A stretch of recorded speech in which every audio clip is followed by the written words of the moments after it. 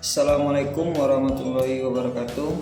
Perkenalkan, nama saya Meldi, NIM 2020204082. Baiklah, di sini saya akan mempresentasikan atau memaparkan makalah saya yang berjudul Islam pada masa penjajahan. Baiklah, yang pertama, perkembangan Islam pada masa penjajahan di Indonesia. Perkembangan Islam di masa penjajahan berlangsung dalam berbagai dinamika, di mana agama Islam tidak hanya menjadi ajaran spiritual, tetapi juga alat perjuangan dan identitas sosial bagi masyarakat Indonesia. 1. Masa penjajahan Portugis pada tahun 1511 sampai 1602. Penjajahan Portugis yang dimulai dengan penaklukan Malaka pada tahun 1511 membawa pengaruh besar terhadap penyebaran Islam di Nusantara. Dalam upaya menguasai perdagangan rempah-rempah, Portugis juga menyebarkan agama Katolik. Hal ini memicu reaksi perlawanan dari kerajaan-kerajaan Islam seperti Kesultanan Aceh, Demak, dan Ternate. Yang A. Perlawanan Kesultanan Islam.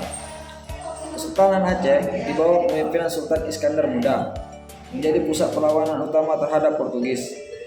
Aceh juga memperkuat penyebaran Islam melalui jalur perdagangan dan pendidikan. Yang B. Peningkatan penyebaran Islam di pedalaman. Penindasan Portugis memotivasi para ulama untuk memperluas dakwah Islam ke pedalaman Pulau Jawa dan Sumatera. Yang kedua, masa penjajahan Belanda pada tahun 1602 sampai 1942. Penjajahan Belanda berlangsung selama lebih dari 3 abad dan membawa perubahan besar bagi perkembangan Islam di Indonesia. Yang A. Politik Islam Belanda. Pemerintah kolonial Belanda awalnya bersikap represif terhadap Islam karena khawatir agama ini memicu perlawanan rakyat. Namun, sejak akhir abad ke-19, Belanda mulai menerapkan politik Islam yang lebih adaptif, tetapi tetap mengontrol kegiatan keagamaan. B. Peran pesantren dan ulama. Selama penjajahan, pesantren menjadi pusat pendidikan dan dakwah Islam. Para ulama juga memainkan peran penting dalam mempertahankan identitas keislaman masyarakat. Pesantren tidak hanya mengajarkan ilmu agama, tapi juga menyelipkan semangat perlawanan terhadap penjajahan. Dan yang terakhir, masa penjajahan Jepang pada tahun 1942 sampai 1945. Jepang yang menggantikan Belanda pada 1942 menerapkan kebijakan yang berbeda terhadap Islam, yaitu 1. Kebijakan akomodasi Jepang. Jepang memanfaatkan Islam untuk mendapatkan dukungan rakyat Indonesia. Mereka mendirikan organisasi seperti Masyumi, Majelis Syura Muslimin Indonesia, yang awalnya diharapkan dapat menjadi alat kendali pemerintah Jepang. Yang B. Islam dan pendidikan. Jepang memberikan peluang lebih besar kepada umat Islam untuk membuka sekolah-sekolah Islam dan melibatkan ulama dalam pemerintahan. Namun, kebijakan ini lebih bersifat manipulatif untuk memperkuat cengkeraman Jepang di Indonesia. Yang B. Perkembangan pendidikan Islam pada masa prakolonialisme. Pada masa kolonial Belanda, pendidikan Islam disebut juga dengan bumi putra, karena yang memasuki pendidikan Islam seluruhnya orang pribumi Indonesia. Pendidikan Islam pada masa penjajahan Belanda ada 3 macam, yaitu: yang pertama, sistem pendidikan peralihan Hindu-Islam. Sistem ini merupakan sistem pendidikan yang masih menggabungkan antara Islam sistem pendidikan Hindu dengan Islam. Pada garis besarnya, pendidikan dilaksanakan dengan menggunakan 2 sistem, yakni yang pertama sistem kreaton dan yang kedua sistem pertapa. Dan yang kedua sistem pendidikan surau atau langgar. Surau atau langgar merupakan istilah yang banyak digunakan di Asia Tenggara, seperti Sumsel, Sumatera Selatan, Semenanjung, Malaya, Patani atau Thailand.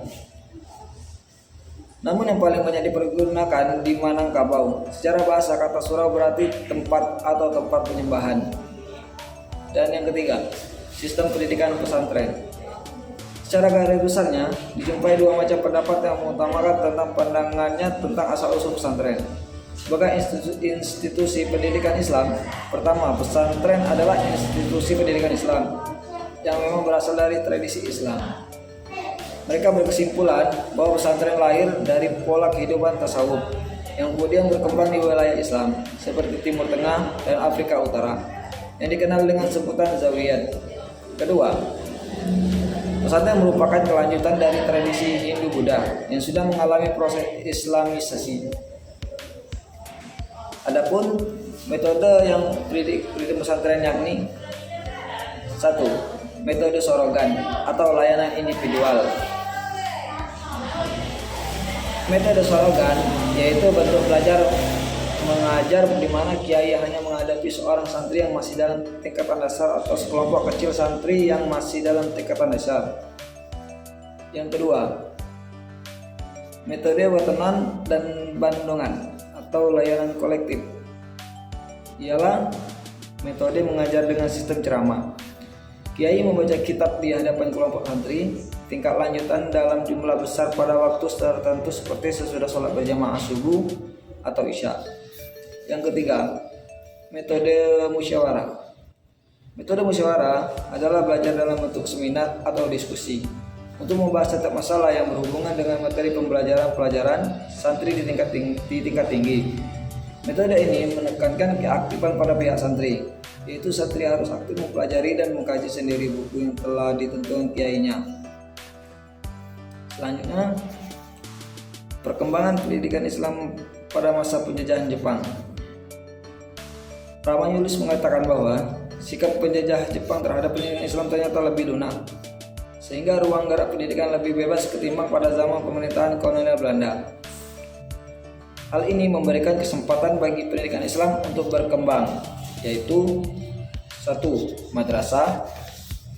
Awal pendudukan Jepang, madrasah berkembang dengan cepat terutama dari segi kuantitas. Hal ini dapat dilihat terutama di daerah Sumatera yang terkenal dengan madrasah awaliyahnya yang diilhami oleh Majelis Ulama Tinggi. Dan yang kedua, pendidikan agama di sekolah. Sekolah negeri diisi dengan pelajaran budi pekerti. Hal ini memberi kesempatan pada guru agama Islam untuk mengisinya dengan ajaran agama. Walaupun Jepang berusaha mendekati umat Islam dengan memberikan kebebasan dalam beragama dan dalam mengembangkan pendidikan, namun para ulama tidak akan tunduk kepada pemerintah Jepang. Apabila mereka mengganggu akidah umat, hal ini kita dapat saksikan bagaimana masa Jepang ini memperjuangkan Kiai Haji Hashim Asy'ari beserta kalangan santri menentang kebijakan kufur Jepang yang memerintahkan untuk melakukan syukur atau menghormati kaisar Jepang yang dianggap keturunan Dewa Matahari. Yang C. Bagaimana penerapan hukum di Indonesia sejak zaman penjajahan Belanda dan Jepang hingga pasca kemerdekaan. Yang pertama, hukum Islam pada masa kemerdekaan pada tahun 1945.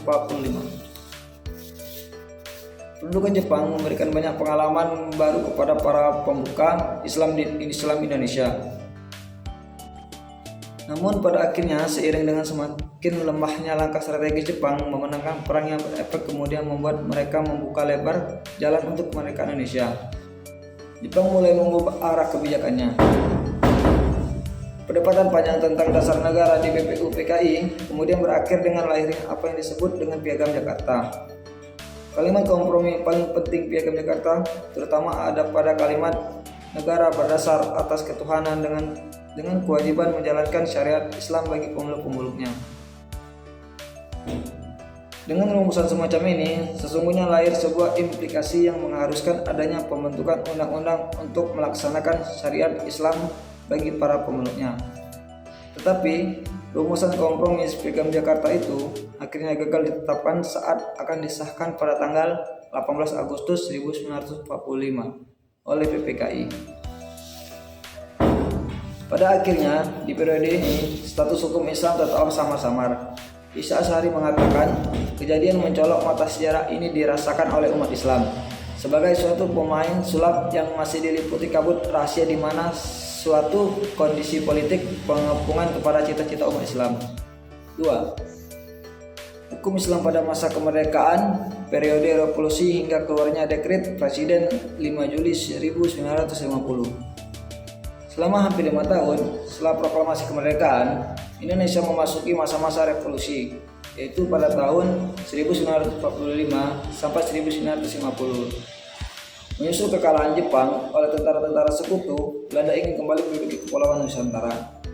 Dari beberapa pertempuran, Belanda berhasil menguasai beberapa wilayah Indonesia, di mana ia kemudian mendirikan negara-negara kecil yang dimaksudkan untuk mengepung Republik Indonesia. Berbagai perundingan dan perjanjian kemudian dilakukan hingga akhirnya tidak lama setelah Linggarjati, lahirlah apa yang disebut dengan Konstitusi Indonesia Serikat pada tanggal 27 Desember 1949. Namun, saat negara bagian RIS pada awal tahun 1950, hanya tersisa 3 negara saja Republik Indonesia, negara Sumatera Timur, dan negara Indonesia Timur. Salah seorang tokoh umat Islam, Muhammad Natsir, mengajukan apa yang kemudian dikenal sebagai Mosi Integral Natsir sebagai upaya untuk melebur ketiga negara bagian tersebut. Akhirnya, pada tanggal 19 Mei 1950, semuanya sepakat membentuk kembali Negara Kesatuan Republik Indonesia berdasarkan proklamasi pada tahun 1945.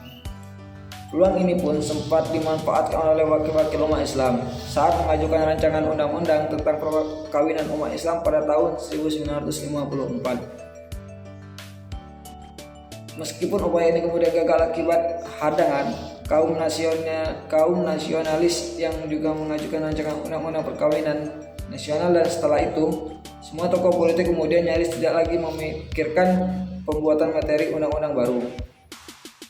Yang ketiga, hukum Islam di era Orde Lama dan Orde Baru. Mungkin tidak terlalu keliru jika dikatakan bahwa Orde Lama adalah eranya kaum nasionalis dan komunis. Sementara kaum muslim di era ini perlu sedikit merunduk dalam memperjuangkan cita-citanya. Salah satu partai yang mewakili aspirasi umat Islam kala itu, Masyumi, harus dibubarkan pada tanggal 15 Agustus 1960 oleh Soekarno dengan alasan tokoh-tokohnya terlibat pemberontakan PRRI di Sumatera Barat. Sementara NU yang kemudian menerima manipul pasdeknya, Soekarno bersama dengan PKI dan PNI kemudian menyusun komposisi DPR gotong royong yang berjiwa nasakom. Berdasarkan itu, terbentuklah MPRS yang kemudian menghasilkan 2 ketetapan.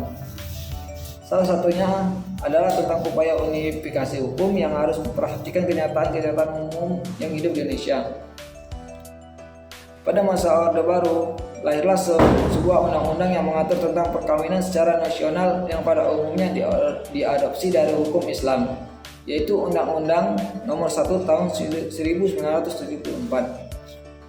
Pada masa Orde Baru juga lahir peraturan yang mengatur perwakapan tentang hak milik, yaitu Peraturan Pemerintah Nomor 28 Tahun 1977 tentang perwakapan tanah milik, Peraturan Menteri Nomor 1 Tahun 1978 tentang Peraturan Pelaksanaan PP Nomor 28 Tahun 1977, Instruksi Bersama Menak Republik Indonesia dan Kepala BPN Nomor 4 Tahun 1990 tentang Sertifikat Tanah Wakaf Badan Pertanahan Nasional Nomor 630.1